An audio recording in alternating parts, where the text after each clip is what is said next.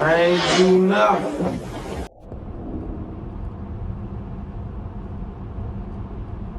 Freddie and his wife Patricia were on their way home on a Saturday night, driving on 295 passing through the city when Freddie heard a loud noise. Then the side windows of their car shattered. His instincts kicked in as he steadied the steering wheel to keep the car in line, but when he looked to his right at his wife in the passenger side, he saw her head sunk to her chest. The loud noise was gunfire, and she was shot in the head. The bullet went through the driver's side window, struck Patricia in the head, and shattered the passenger side window on the way out. She never made a sound after the shot. Freddie panicked as he saw the woman he loved and only recently married 11 months prior slumped over in the passenger side. He would later testify that he was on the freeway approaching the southbound entrance ramp from East Capitol Street when he saw another car about to merge into traffic, and in a short time he felt the blast of wind rushing in.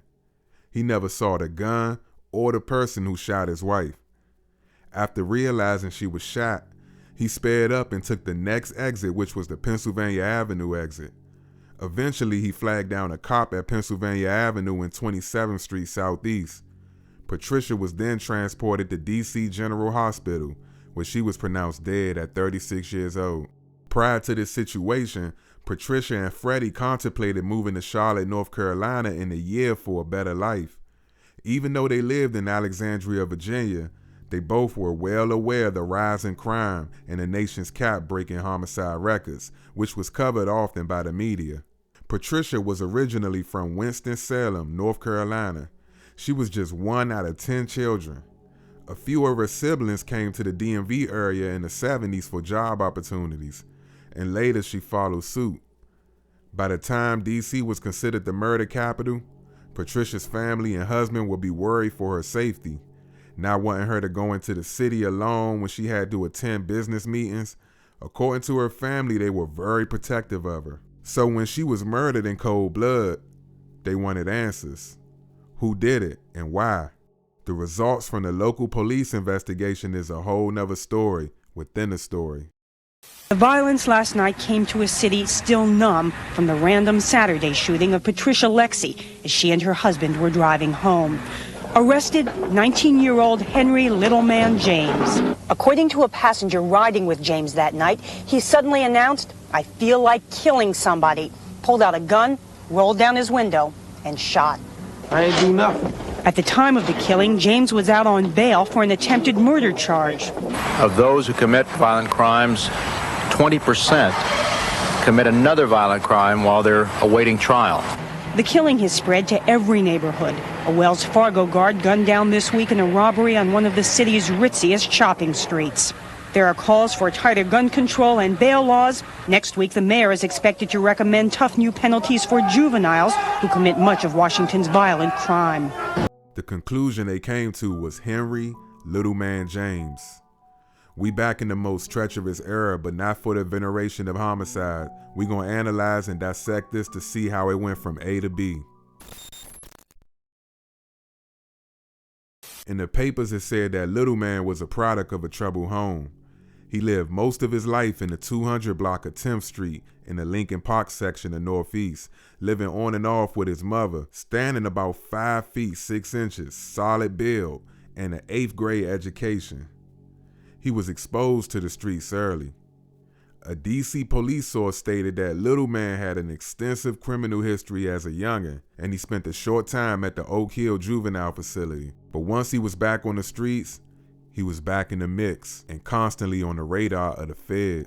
In 1989, when he was only 16, Littleman was charged with attempted murder on a teen in the Lincoln Park area, but the charges were eventually dropped.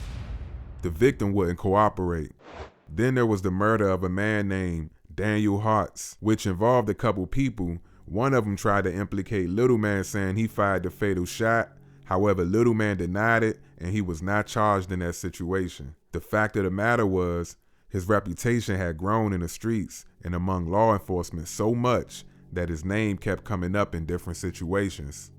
October 14, 1990, There was another attempted murder where a man was shot standing in the 2200 block of 13th Street. The victim recognized Little Man as one of the 3 individuals, and he was charged with that, but he received a $1,000 bond and bonded out. So one of the residents in the neighborhood, which was going through a transitional period in the early 90s, said she seen police raids at the house that Little Man stayed at. They more than likely were jump outs, considering that she said they were in plain clothes with bulletproof vests on.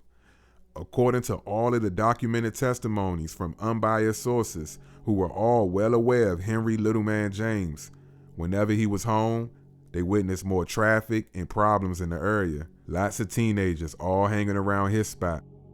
They say he was tough and wouldn't hesitate to showcase violence.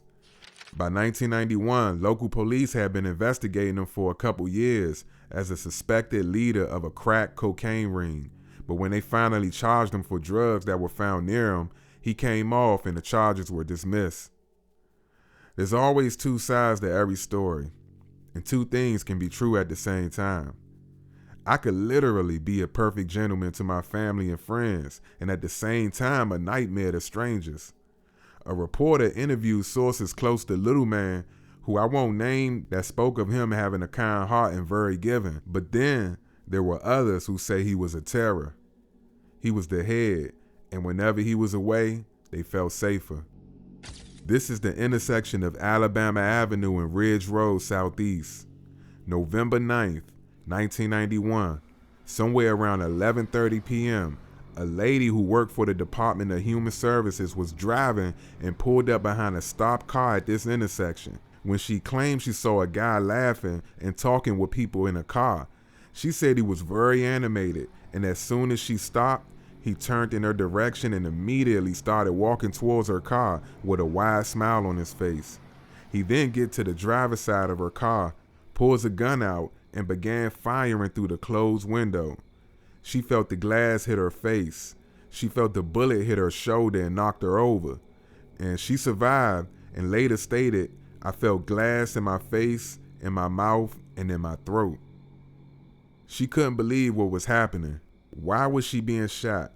He fired 3 shots, and afterwards, all she could think about was, how could this person smile while doing this? They say there were 3 lights at the intersection which allowed her to see the face clearly as he walked up. She wouldn't forget that smile either. 1 week later, November 16, 1991, a chain of events occurred that led to the senseless murder of Patricia Lexie. The next part is not only based on the prosecution in the case, but the testimony of witnesses that were in the vehicle of the alleged shooter. At the time, Little Man was 19 years old, out on bond, riding in a car with friends. He was in the back seat. A friend sitting next to him watched Little Man pull a gun out and sat it on his lap. Everyone in the car supposedly asked Little Man why he pulled a gun out, and he laughed, and he said, "Don't worry about it." The homicide detective working the case testified that 2 witnesses who were inside the vehicle at the same time stated that Little Man said, "I feel like busting somebody," just before pulling the gun out. He then spotted the random red Toyota, which was the Lexie's car, southbound, and stuck his gun out the window and fired a shot. The shot that ultimately took the life of Patricia Lexie. Inside the vehicle, the friends quickly asked Little Man why he do it, and he responded, "I could do 15 years if I get caught."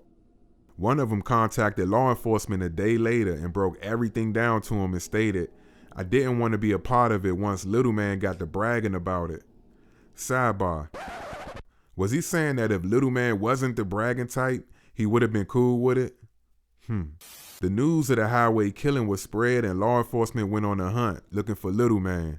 He was officially on the run. That same night, the feds spotted him at 10th and C Street Northeast and chased him, but he got away. Later on, Little Man called the FBI office saying he would turn himself in, and some of his family also encouraged it. He made the call from his girlfriend's house in the 1000 block of Maryland Avenue Northeast. And that's the location where law enforcement came and finally arrested him, 4 days after the 295 murder. 19 years old. When he was asked about his whereabouts at the time of the 295 murder, he said, I was out maintaining my composure. This time there would be no bail.